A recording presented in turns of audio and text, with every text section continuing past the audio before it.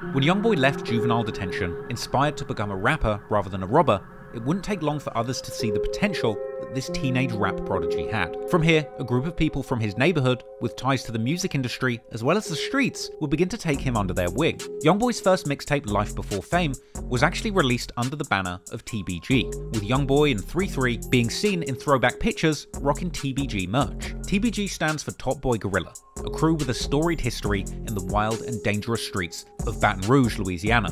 TBG was supposedly started by deceased Louisiana native and affiliate of rap veteran Boosie, Little Ivy Smith. He would turn out to be the uncle of future TBG rap prospect Lit Yoshi, but more on him later. Now, Lil Ivy was sadly killed in an unsolved triple homicide back in 2005. However, at this early stage in the game, Youngboy was nothing more than a promising young prospect to these Baton Rouge rap OGs. The older members of TBG were looking to find the next up-and-coming rap rookie who could potentially be the next homegrown rap star to come out of Baton Rouge. And at the time, the real crown jewels of the TBG squad were a couple of rappers known as G Money and Fredo Bang, who around the time were picking up steam with their song iPhone 6 alongside Boulevard Mel and YMM Captain.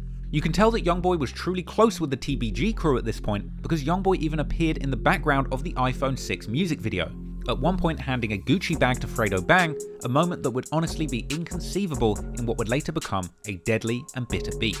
As the story goes, the TBG crew had ties to Baton Rouge's criminal underworld, and rappers and affiliates of the TBG crew were still involved in the local drug trade. Unfortunately, soon some of this street beef would end up souring things on the music side, because the TBG crew supposedly had a beef going with another Baton Rouge crew called BBG, or Bottom Boy Gorillas. Gang, crew, clique, record label, call them whatever you want, but BBG and TBG were bitter enemies, with a big rumour at one point going around that Youngboy's cousin Boozilla, who was affiliated with BBG, ended up in a bitter disagreement with G Money from TBG. Now, there's been intense speculation over the years as to what was the exact cause of this beef. Some have suggested that Boozilla ran off with money or drugs from G Money, whilst others suggest that the whole drama was actually over a woman. Another explanation even suggests that it was actually Youngboy himself who stole money from G Money, but actually blamed the finesse on his cousin Boozilla, as Boozilla was seen on Twitter disavowing his own family at one point, and G Money seemingly indicating that this rumour was true on his diss track Industry, where he claimed that Youngboy had him looking for Boozilla with a gun, and saying that Boozilla actually wanted to kill Youngboy over this whole situation. There's even an old clip circulating that showed Boozilla and BBG affiliate Baby Joe seemingly posted up with guns looking for Youngboy and saying F NBA. NBA, hey, pull up. What up, Baby Joe? Pull that bitch up.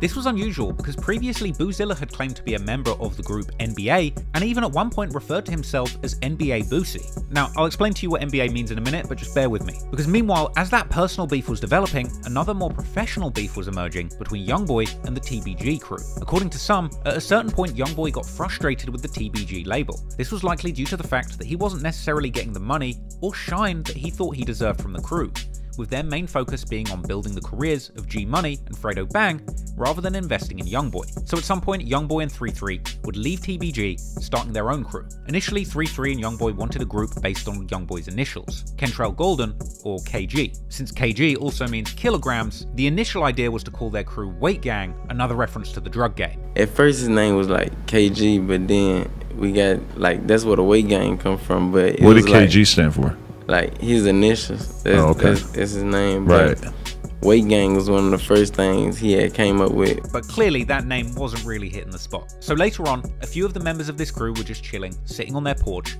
when Youngboy apparently vowed that he was not trying to go broke no more, to which other members of the crew agreed the same thing, with this pledge giving the crew inspiration to name themselves Never Broke Again, or NBA. Like when we was on the porch one day, it was like, we ain't trying to go broke no more, and then he was like, I ain't trying to go broke neither, so we never broke again. Like, you know what I'm saying? From day one, that's where NBA started from. Like, so the NBA crew was born, naturally taking some inspiration from the National Basketball Association. They would even make their logo the Jumpman, the iconic logo affiliated with basketball legend Michael Jordan dunking a basketball, but for Never Broke Again, their version would be a man jumping up in the air holding a pistol. Youngboy's NBA crew wanted to go from pistol-toting stick-up kids to music industry heavy hitters being paid as much as professional basketball players. Now, whether or not you like the name, there was no denying that the meaning behind it was powerful, and together, the Never Broke Again crew rallied around Youngboy, vowing to do whatever it took to take him to the top, and make sure that they as a group